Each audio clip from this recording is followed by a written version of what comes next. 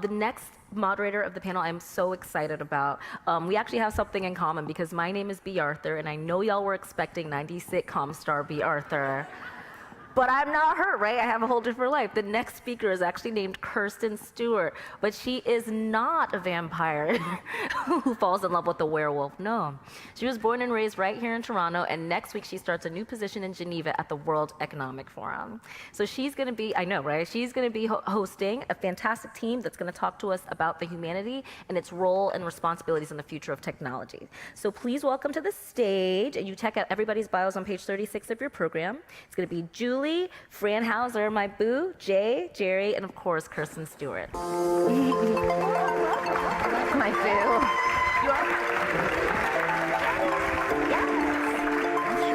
Thank you. Thanks, everybody. So happy to be with you here today. I know this is the end of, or almost the end of a long, fruitful, and engaging day. I've been able to hear, I haven't been here in person, but I've been watching online. It's been amazing to see so many great people participating and talking about moving the dial together. I'm Kirstine Stewart, as Bea said, I'm so grateful to be here with this amazing lineup of people to be talking about technology and its effect on humanity, or should we say humanity and its effect on technology. And I thought we'd go through very quickly and introduce the panel each one by one. And Julie, if we could start with you. Sure, thank you, Kirstine. Good afternoon, everyone. My name is Julie Hansen, and I work at Salesforce. I work here in the Canadian office, and I have a global role as a senior strategic advisor, where I work with top executives with our customers to help them plan long-term growth and long-term success with us. Hi, everyone. I'm Fran Hauser. I'm a startup investor. I have 20 companies in my portfolio, all consumer, mostly tech, and I'm really proud to say 18 of those companies are female-founded. And thank you. Thank you. I'm also the author of The Myth of the Nice Girl, which is all about how you can bring your whole self to work. And that includes things like kindness, compassion, and empathy, and still be successful. And the book, I think there's still some books left. If you haven't taken one, please do. And it's just such an honor to be here. Thank you. My name is Njeri Rionge. I'm actually a founder and CEO of Upcountry Africa Fund Assets Corporation here in Toronto. We are domiciled also in the Cayman Islands. It's an African fund. We're very excited about this African fund that happens to be launched out of Canada. And we're passionate about basically seeing the change in the narrative of the African story, both internationally as well as on the continent. And I'm very, very happy to be here. I'm passionate about human beings. My name is Rosenzweig, and I'm thrilled to be here. I'm also very passionate about helping to really affect positive change and growth, whether it be helping business people scale up their companies so that they can achieve their next levels of success, or advocating for gender diversity and gender equality, or human rights in general. And a big component of that is people. So really having a strong network, a diverse network, having a keen eye for talent, and really understanding who fits into whatever organization or cause at the right time and at the right place. And if you have people at your core and relationships at your core, I feel that nothing's impossible. And I know we've heard from you just now, but please, if you'd like to tell them a bit more about your background, it'd be lovely. I was going to say we agree, nothing is impossible. Well, besides founding Women for Women International, I'm also the host of and executive producer of Me Too, Now What, and the author of a new release book, Freedom is an Inside Job. Yes, and you must look for that book. It's amazing. Thank you so much, all of you, for being with us here today. As I said off the top, this is our opportunity to talk a bit about technology, humanity, equality. There's been so much discussed about that lately, and particularly around the idea of technology. When you think about what's happening currently in Silicon Valley, as an example, we have leaders of tech businesses who are currently restricting the amount of technology their own children are seeing, I guess out of fear of some kind of displacement or disconnection with humanity. you can look at technology as a challenge, you can look at technology as an enabler. When you look at technology and humanity and the individual in particular, how do you feel that technology is actually affecting our connection to humanity? Fran, we talked a bit about this backstage a bit. Maybe you can tell people your story? Yeah, well, so I can just share an observation that I've had, especially recently, I would say over the last year, in the world of investing, where I'm seeing so much more ghosting, where investors are ghosting on founders. And why is this tied to technology? Because when you meet someone online, you're most likely not going to bump into them face to face in the future, so it's just easier to disappear from their life.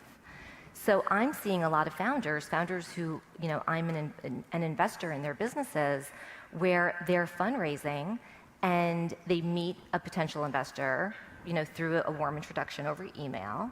And then they get into a little bit of due diligence, again, like over email, they do some phone calls. The investor expresses a huge amount of interest, and then they just disappear. And this is so frustrating for founders, because for any founders that are in the audience, you guys know fundraising is such a distraction from actually running the business. So when you put that much time and energy into building a relationship with someone, and then they don't have the common courtesy or common decency of closing the loop with you. So that's just one thing that I'm seeing, and it's not just in investing. I'm kind of seeing it in different parts of my life, even my personal life. So this idea of emotionally closing the loop with someone, I think is just really important. It's not fair to just kind of leave them hanging. Yeah, and it's interesting because in my own experience, I was at one time at Twitter, and I think there was this, this idea that the technology can make these wonderful connections, but they also make a kind of connection which has a bit of a veneer in front of it. And so how do you break through to those connections? Do you have an example, Julie, of something? I know that you talked a bit about some things that were happening more kind of marketplace-wise that kind of opened up the opportunities of technology and humanity. One that's closely related to connecting online is, and just pivoting from what we had spoken of earlier, is I've also seen where collaboration online and connecting online can be an amazing thing. At Salesforce a number of years ago, when we launched our more collaborative platform, we would run a conference every year.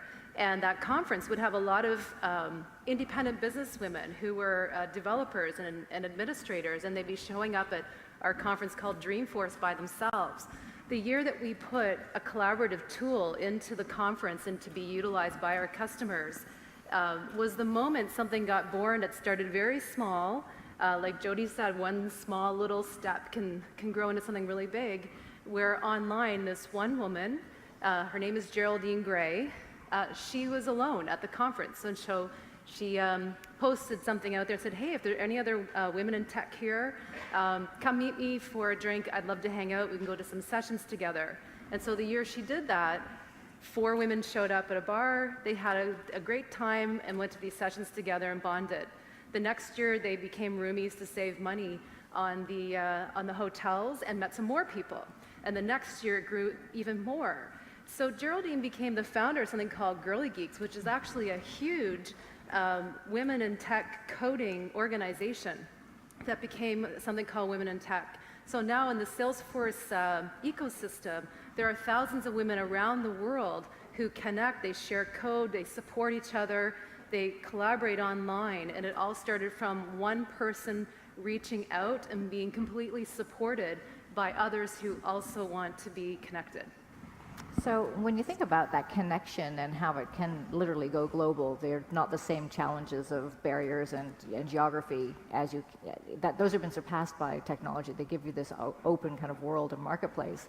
Njeri and Zainab, you're both involved very much in international movements. How do you use technology to connect with that community or expand the community, Njeri? Yes, so for example, leaving here, I have activities that take place back in Kenya, where I'm from.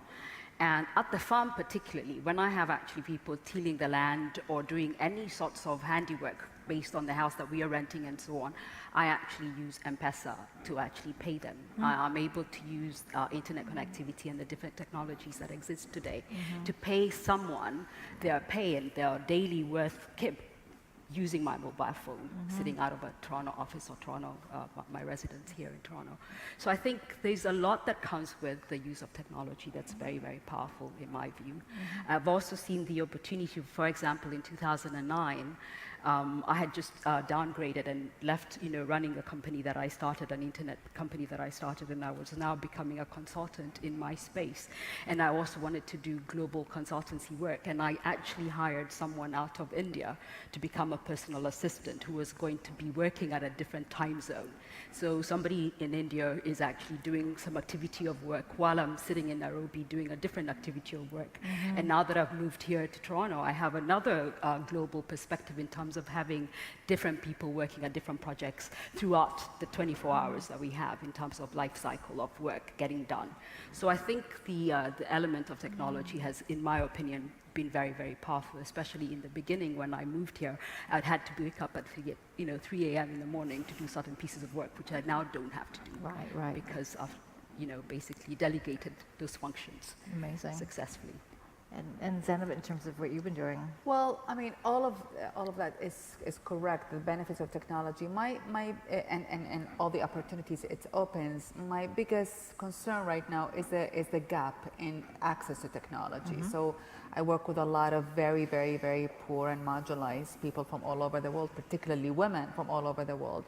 And usually it's like the teenage son who has the phone, and so we have, or sometimes not, and so on the one hand, you're increasing education access. There are now classrooms that are sharing between different countries, classrooms to classrooms. So there's a lot of benefit, but we have to be very aware of the gap between those who don't and those who don't. It used to be only money, now it's technology as well. And it's not a way that cannot be resolved. It can. We just have to be very more attuned to that there is a certain part of the population still significant in the world who still doesn't have access. Absolutely. And we've got to make that accessible. Those who do, though, it increased literacy, money,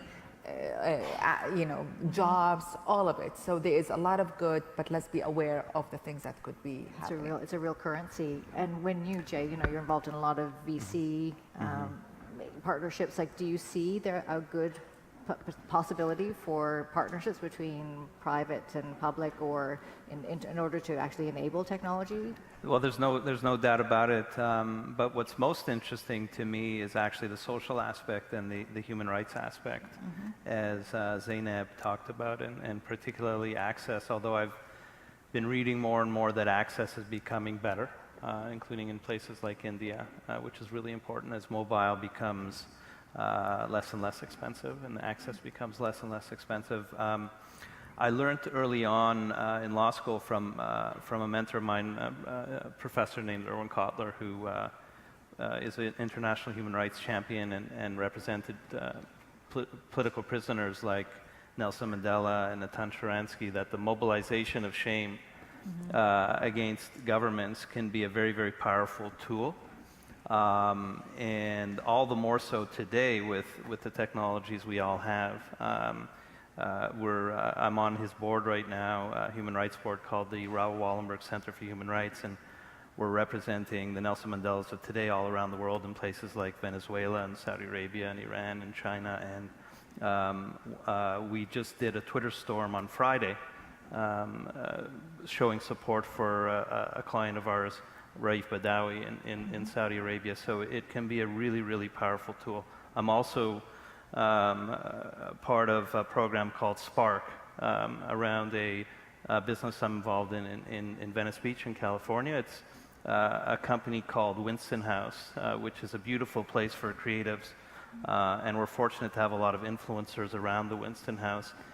So the idea is to spark the youth, spark concepts that are important that we feel that the youth should be galvanized on, and have influencers with at least 1 million followers on Instagram posting and live streaming and hashtagging the very same thing at the very same time. So, for example, the night before the March for Our Lives, after that terrible atrocity happened in Florida, we were sort of the digital campaign galvanizing the youth to show up the next day, and I think at least 2 million young people ended up marching in Washington and sister cities all around the world. So I think technology can really be used for good.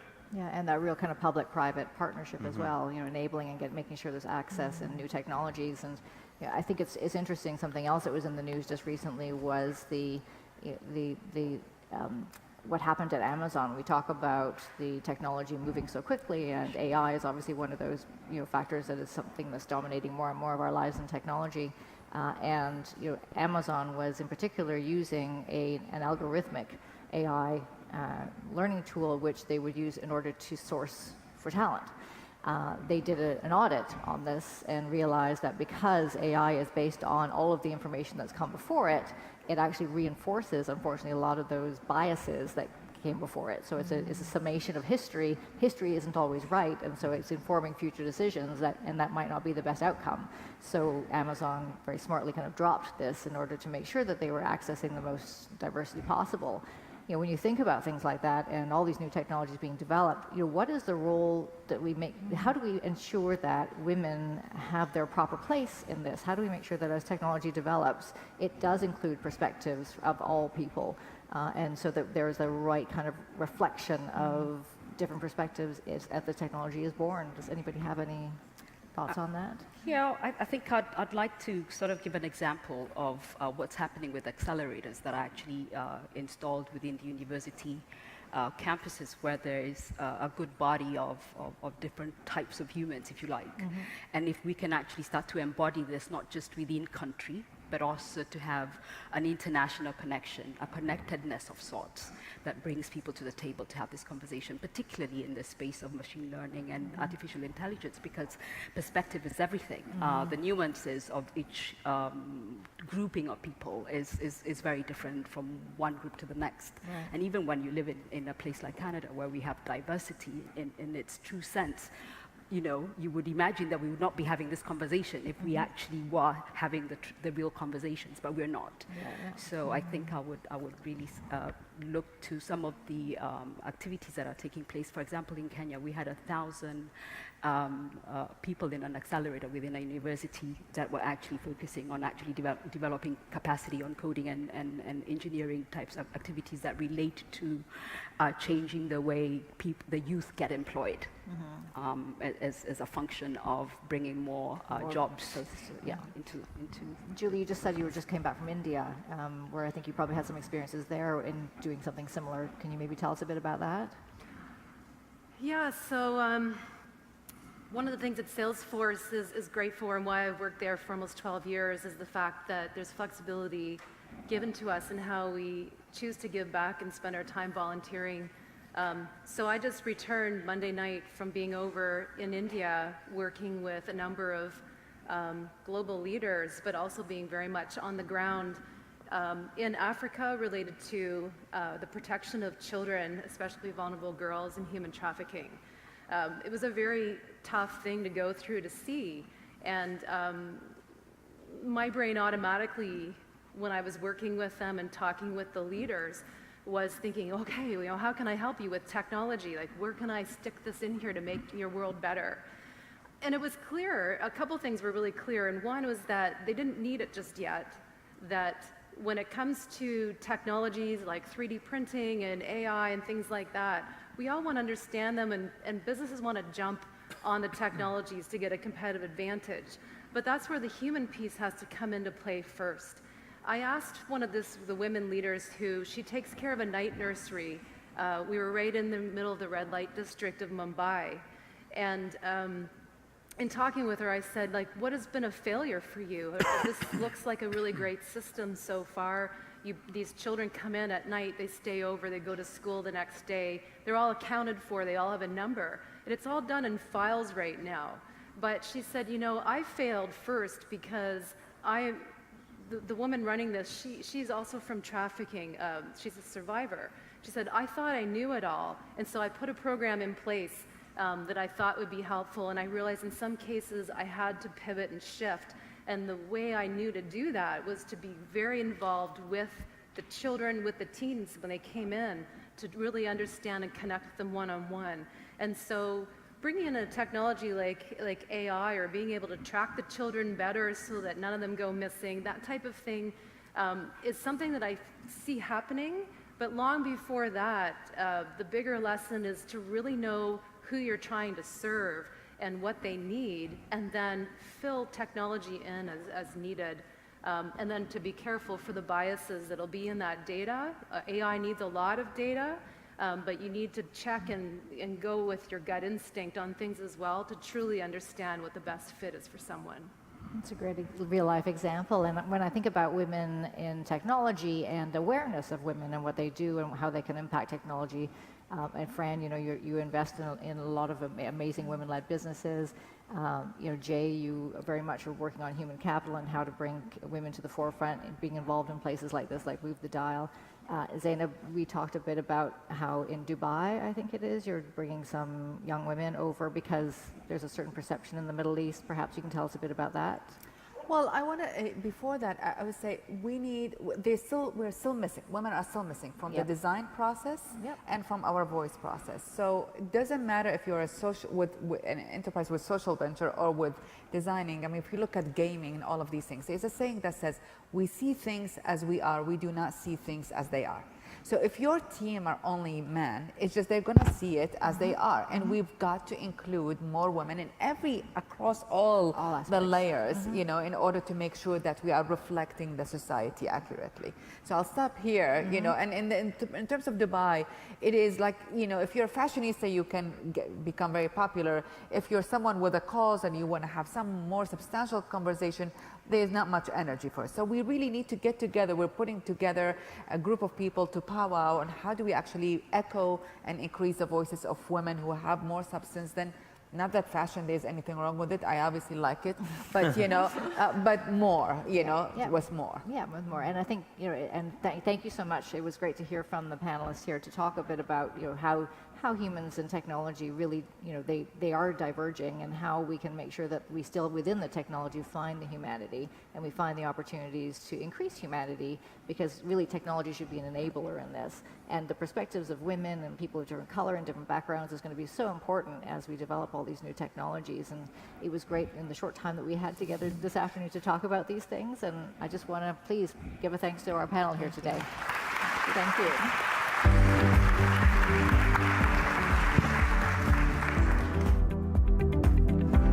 Kirstine Stewart. There she goes. Thank you. You're still my boo. Thank you. Thanks so much, everyone. That was really fantastic.